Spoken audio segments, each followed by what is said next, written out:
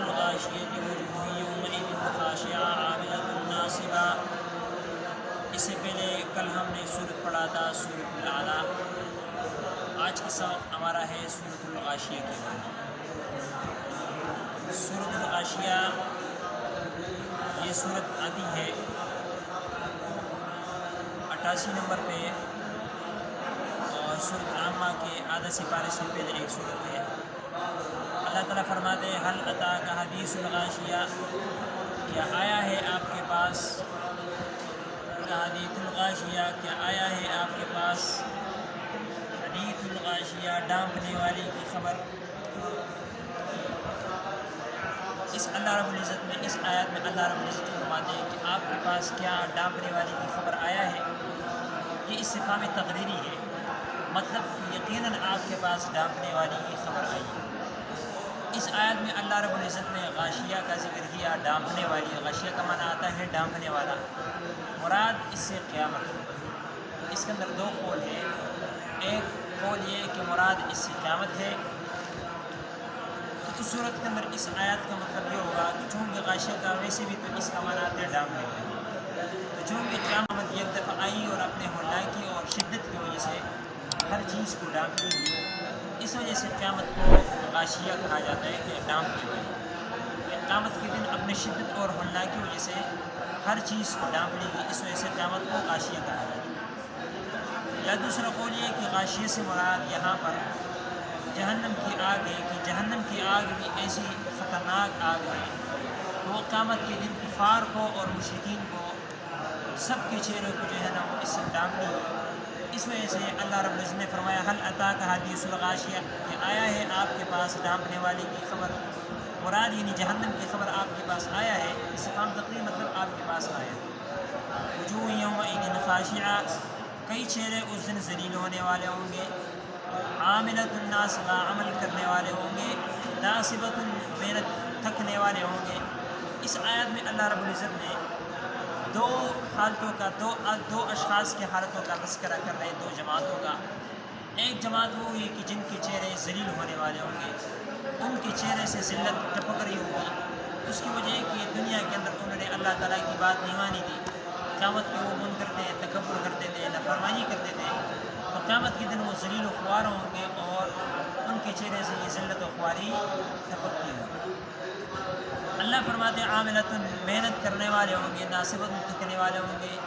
اس آیات کے دو مطلب ہیں، ایک ہے کہ عاملۃ سے مراد دنیا کے اندر جتنے مشرکین ہیں یا کفار ہیں یا ان کافروں کے جو راہب لوگ ہیں جو عبادت کے اندر زیادہ مشقت کرتے ہیں، خواہ وہ راہب ہے یا غیر راہب، اتنا محنت اور مشقت کرتے ہیں دنیا کے اندر، تو وہ مراد ہے۔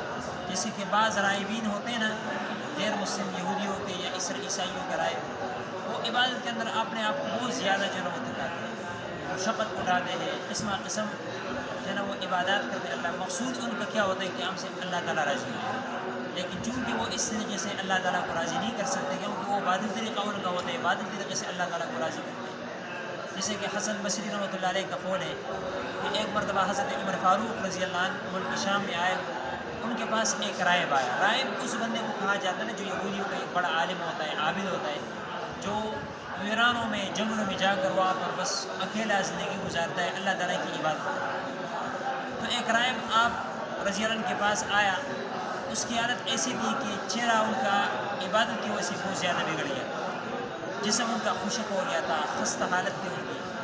حضرت عمر فاروق رضی اللہ عنہ نے جب ان کو دیکھا تو آپ رونے لگے اور فرمایا کہ مجھے اس کے حال پر ترس رہا ہے، مجھے اس کے حال پر ترس آ رہا ہے کہ یہ بندہ اتنی زیادہ مشقت اور محنت کر رہا ہے، مقصود اس کا یہ ہے کہ مجھ سے اللہ تعالیٰ راضی ہو جائے، لیکن یہ باطل طریقے سے اللہ تعالیٰ کو ڈھونڈ رہا ہے، اس طریقے سے یہ اپنے مقصد میں کامیاب نہیں ہو سکتا۔ اس وقت آپ نے یہ تلاوت ارشاد فرمائی کہ وجوہ یومئذ خاشعہ عاملۃ ناصبہ، تو مراد اس سے وہ کافر اور مشرک اور ان کے راہبین لوگ جو دنیا کے اندر عبادات بہت زیادہ کرتے ہیں لیکن اسلام وہ نہیں لے کر، اس کے اندر وہ کافر لوگ بھی آتے ہیں، ٹھیک ہے، جو اسلام والوں کی کیا کرتے ہیں، مدد اور نصرت کرتے ہیں، کسی جگہ پر زلزلہ آ جائے، کسی جگہ پر کیا آ جائے، یعنی اس طرح سیلاب آ جائے مطلب یعنی جہاں پر مظلوم لوگ ہوتے ہیں تو وہاں پر وہ لوگ جا کر اس طرح جو ہے نا وہ ان متاثرین کو اسکیم دیتے ہیں، راشن دیتے ہیں، کیونکہ امن امان ان کے اوپر خرچ کرتے ہیں۔ تو محنت تو یہ لوگ کرتے ہیں، لیکن محنت کر کے نہ صرف اللہ تعالیٰ وہ فرماتے ہیں کہ یہ تھک جاتے ہیں، لیکن ان کو یہ عمل فائدہ نہیں ہے۔ سمجھ میں آیا نہیں ہے؟ دوسرا قول یہ ہے کہ اس سے مراد قیامت کے دن اللہ تعالیٰ قیامت کی دیوار سے فرما رہے ہیں کہ قیامت کے دن یہ لوگ جو ہے نا محنت کرنے والے ہوں گے۔ اللہ چونکہ دنیا میں انہوں نے اللہ تعالیٰ کی نافرمانی کی، اللہ کی بات نہیں مانی، قیامت کے دن اللہ تعالیٰ ان کو عمل کے اندر مبتلا کریں گے، عمل کی مشقت کریں گے۔ وہ یہ ہے کہ بعض لوگوں کو اسی طرح پہاڑ کو جنوں کو چڑھایا جائے گا اور پھر ان کو بولے گا کہ آپ نیچے اترو۔ یہ ان کا کام ہوگا کہ چڑھو اور نیچے اترو لمبے پہاڑوں پر، یہ بھی ان کی کیا ہوگی؟ سزا ہوگی۔ اسی طرح بعض لوگ ایسے ہیں کہ ان کو اس طرح میدانوں میں دوڑایا جائے گا، کیونکہ بعض لوگ اس طرح ان کو زنجیروں میں جکڑ کر گھسیٹا جائے گا، ٹھیک ہے؟ تو یہ لوگ اس طرح محنت کرنے والے ہوں گے، عمل کے اندر مبتلا ہوں گے، اور یہ اس طرح کر کے ناصبت تھک جائیں گے۔ اللہ نے فرمایا کہ قیامت کے دن ایک جماعت ایسی ہوگی کہ عاملۃ الناصبہ، محنت کرنے والی ہوں گی، مطلب کہ عمل کی مشقت میں اللہ تعالیٰ ان کو مبتلا کریں گے، اور اتنا مشقت کہ ناصبت وہ لوگ تھک جائیں گے، تھکنے والے ہوں گے۔ پھر اللہ نے فرمایا تسلیٰ نارا حامیہ، یہ لوگ داخل ہوں گے انتہائی گرم آگ میں، تسقیٰ من عین آنیہ، پلائی جائے گا ان کو کھولتی ہوئی چشمے سے۔ انجام ان کا یہ ہوگا، چونکہ دنیا کے اندر یہ لوگ نہیں مانتے تھے، تو قیامت کے دن اللہ تعالیٰ ان کو انتہائی گرم آگ کے اندر ان کو جو ہے نا داخل کریں گے۔ ایسا آگ کہ جب یہ لوگ اس کے اندر داخل ہوں گے، ان کے چہرے جھلس جائیں گے، ان کے جو چمڑی ہے وہ اس طرح ریزہ ہو جائیں گے، اور جب یہ لوگ پانی مانگیں گے نا تو اللہ تعالیٰ ان کی پیاس کو ایسے پانی سے دور کریں گے کہ وہ کھولتا ہوا ابلتا ہوا پانی ہوگا۔ جب وہ پانی یہ لوگ اپنے چہرے کے نزدیک ان کو کرے گا پینے کے لیے، تو چہرے کی جو چمڑا ہے تو وہ جلس جائے گا۔ جب اس کو پئیں گے تو اندر جو آندے ہوتے ہیں، جس کو ہم پشے میں کلوے کہتے ہیں، تو وہ مل کر جو ہے نا وہ ٹکڑے ہو کر پیشاب کے راستے سے وہ نکل جائے گی۔ تو یہ ان کی جنا اس طریقے سے ان کی پیاس بجھائی جائے گی۔ اللہ نے فرمایا لیس لہم طعام الا من ضریع، نہیں ہوگا ان کے لیے کھانا مگر خاردار، جاڑی دار، کانٹے دار جاڑی سے، لا یسمن ولا یغنی من جوع، کھانا ان کا کیا ہوگا؟ جب یہ لوگ کھانا مانگیں گے نا تو اللہ تعالیٰ ان کو ذریع جو ہے نا وہ کھلائے گا۔ ذریع یہ ایک کانٹے دار درخت کا نام ہے، اور یہ وہ درخت ہے کہ یہ بہت زہریلا درخت ہے، زہریلا بھی ہوتا ہے، بہت زیادہ کانٹے بھی ہوتے ہیں۔ اس کو صرف جو ہے نا اونٹ ہی کھا سکتے ہیں، باقی کوئی بھی شخص اس کے نزدیک نہیں جا سکتا۔ جب یہ آیت نازل ہوئی تو کفار مشرکین وہ ہنسنے لگے، ٹٹے کرنے لگے، وہ کہنے لگے کہ ہمیں تو ایسی خوراک ملے گی کہ وہ خوراک ہمیں دنیا کے اندر ہمارے اونٹوں کو ملا کرتی، اس سے ہمارے اونٹ موٹے ہوتے تھے۔ جب دنیا کے اندر ہمارے اونٹ یہ خوراک کھا کر موٹے ہو جاتے تو ادھر بھی ہم یہ خوراک کھائیں گے، ہم کیا ہوں گے؟ موٹے ہوں گے۔ تو اللہ نے فرمایا کہ لا یسمن ولا یغنی من جوع، وہ کانٹے دار ایسا ہے، لا یسمن کو وہ نہ موٹا کرتا ہے، ولا یغنی من جوع، نہ بھوک کو دور کرے گا۔ خوراک ان کا یہ ہوگا، اندر سے سب کچھ کاٹ ڈالے گا، لیکن نہ ان کا بھوک دور ہوگی اور نہ ان کے جسم بنے گا۔ یہ تو ایک جماعت کا ذکر ہوا۔ دوسری جماعت کا اللہ تعالیٰ ذکر کرتے ہیں، بشارت ذکر ہو رہی ہے تخفیفات کے بعد۔ وجوہ یومئذ ناعمہ، کئی چہرے وہ زن تر و تازہ ہوں گے، لسعیہا راضیہ، اپنے محنت پر راضیہ، خوش ہونے والے ہوں گے۔ مراد اس سے مومنین ہے، نیک لوگ ہیں، صحابہ کرام انبیاء، ان کے چہرے کیا ہوں گے؟ تر و تازہ ہوں گے، خوشی کی وجہ سے چمکتے ہوں گے۔ انہوں نے جو دنیا کے اندر نیک اعمال کیا، محنت، مشقت، مجاہدات، جہاد، درس و تدریس، ٹھیک ہے، دین کا جتنا بھی کام انہوں نے کیا ہے، اپنی اس محنت پر وہ لوگ اندر کیا ہوں گے؟ خوش ہوں گے کہ یا اللہ تیرا لاکھ لاکھ شکر ہے، ہم نے اپنی زندگی ضائع نہیں۔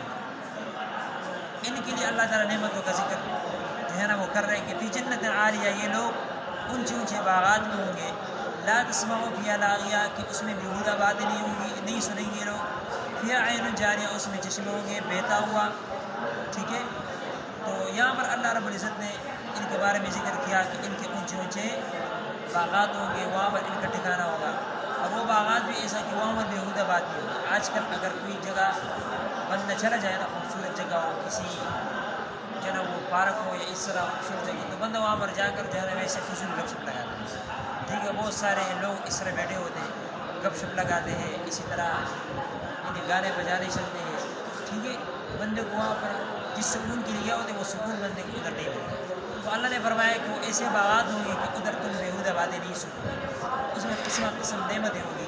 انشاءاللہ اس کا تذکرہ کل ہوگا. وآخر دعوانا